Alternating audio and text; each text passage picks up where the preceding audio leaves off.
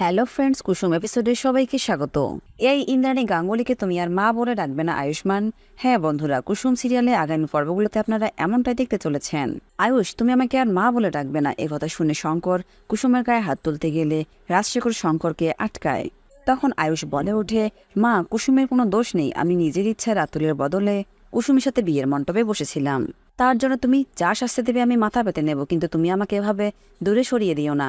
ইন্দ্রাণী বলে, শাস্তি আমি তোমাকে দেব না, শাস্তি তো আমি নিজেকে দেব, তোমাকে অন্ধের মতো বিশ্বাস করার শাস্তি।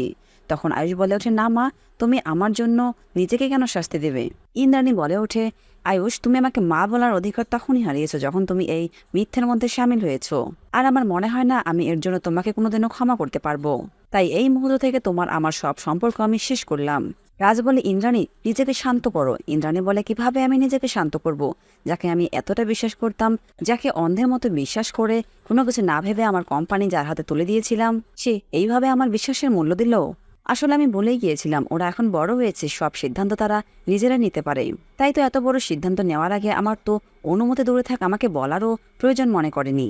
মীনাক্ষী বলে ওঠে, দিদি, এই বাড়িতে কেউ ভুল করলে তুমি তাকে গলা ধাক্কা দিয়ে বাড়ি থেকে বের করে দাও। এবার কি আয়ুষকেও বাড়ি থেকে বের করে দিবে? আয়ুষ বলে ওঠে, মা, আমি তোমাকে অনেকবার বলতে চেয়েছিলাম, কিন্তু পরিস্থিতি এমন হয়েছে যে তোমাকে বলার সুযোগই হয়নি। ইন্দ্রাণী বলে, একই ছাদের তলা থেকেও তুমি আমাকে বলার সুযোগ পাওনি আয়ুষ, তুমি আমাকে ঠকিয়েছ আয়ুষ। তাই আজ থেকে তোমার সাথে আমার সব সম্পর্ক শেষ। তুমি আর আমাকে মা বলে ডাকবে না। তো বন্ধুরা, কেমন লাগলো আপনাদের? কমেন্ট করে জানাবেন। আর পরবর্তী ভিডিওগুলো পেতে আমাদের টোলি স্ট্রিট টাইম চ্যানেলে চোখ রাখুন। ধন্যবাদ সবাইকে।